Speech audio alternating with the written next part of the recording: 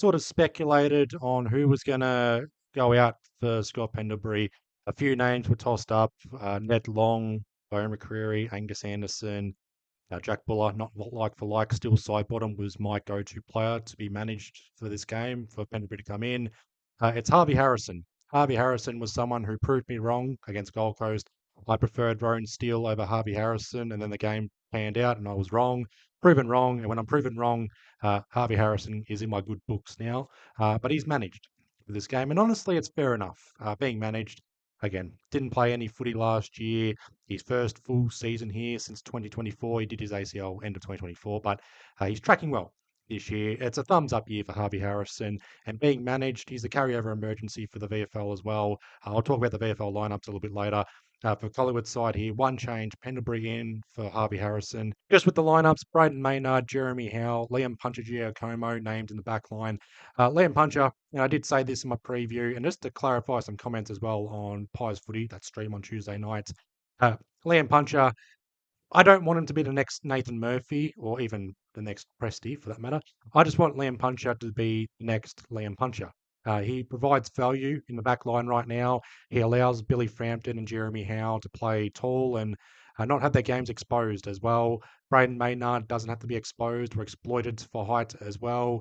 And it frees up a Maynard and even a Quaynor if Quaynor's going to be available next week.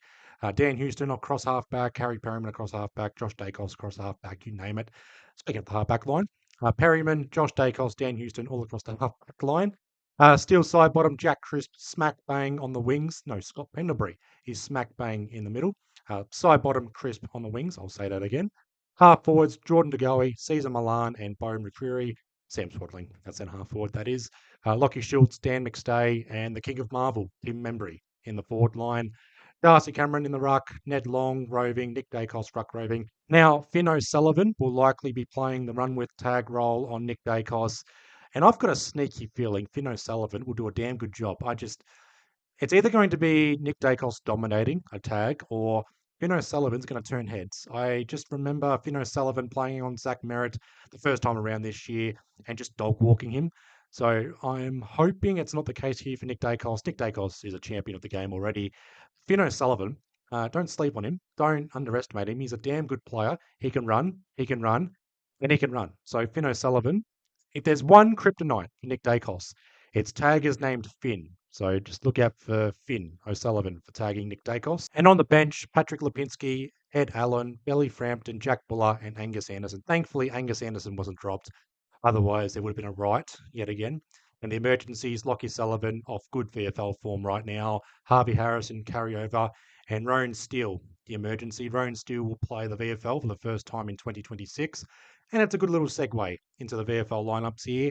13, and ironically, 13 Collingwood AFL listed players for the VFL. Bryn Teakle, former North Melbourne player in the back pocket. Ben DeBolfo, Noah Howes as our key defenders. Will Parker, Taj Woden, Joel Cochran across half back. Josh Brown and Rowan Steele smack bang on the wings. Brady Gray, Grady Bay, whatever you want to call him, former Freo legend, smack bang in the centre. Zach McCarthy, Lockie Sullivan, Oscar Forkhead across half forward. Mitch Badatsky, Charlie West, Will Hayes in the forward line. Bit of a balanced forward line there. Charlie West, Mitch Badatsky. Charlie West, expect him to play more up the ground. Hopefully Zach McCarthy gets involved early in the game. Harrison Coe, our ruck. Ty Prindable, Will Phillips, the Rovers. And on the bench, Jessic Senna, Kennedy, Jacob Bryan, Max Marnie, and Josiah Landy. Josiah Landy making his VFL debut. Max Marnie also being named alongside Rowan Steele. Out goes Nick Thompson and Alira Smith with concussion. Harry DiMattia not named, he's injured. And there was speculation during the week that DiMattia would be a debutant for Marvel Stadium Friday night.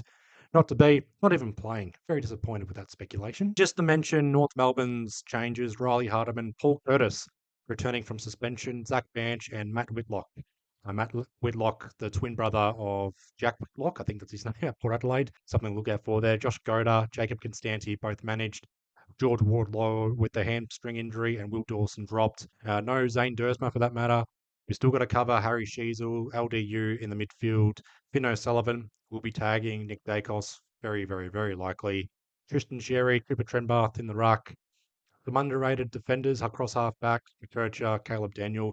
I actually rate Riley Hardiman. He played well last year, and I still rate Riley Hardiman. Luke Parker, accumulating across half-back. Comben, underrated key defender. So basically, we can't take North Melbourne lightly on paper, on form, history, recent head-to-head, whatever you want to call it, whatever sort of metrics between Collingwood and North Melbourne. We are the favourites, and for once, we need to be favourites, not just be favourites, but play like favourites, dominate from the get-go, get North Melbourne on the jump. We'll jump them from the start pretty much. I'd like this to be a straightforward win. They've not been straightforward performances throughout 2026. Some decent wins, nothing outstanding, nothing convincing. Last week was convincing the way we battled and held on for the win up there against the Gold Coast Suns. And we've got to kick on. 3 wins in a row. We can't have it come undone against North Melbourne on a Friday night at Marvel Stadium. North Melbourne coming off a 5-day break as well. So they're in uncharted waters in the last recent years, or just their sort of their form or history or whatever. But the last standalone Friday night game was 2019 for North Melbourne, and hopefully for us, we need to exploit them with the bright lights in the big city. But besides the AFL selections, VFL selections, bit of waffling recently, there's not really much to go over. Team selections, final word. I've talked about Liam Puncher, Nick Daicos being tagged or expected to be tagged pretty much. The expectations, the stakes involved. It's an 8-point game, a mini elimination final, mini wildcard game as well for that matter.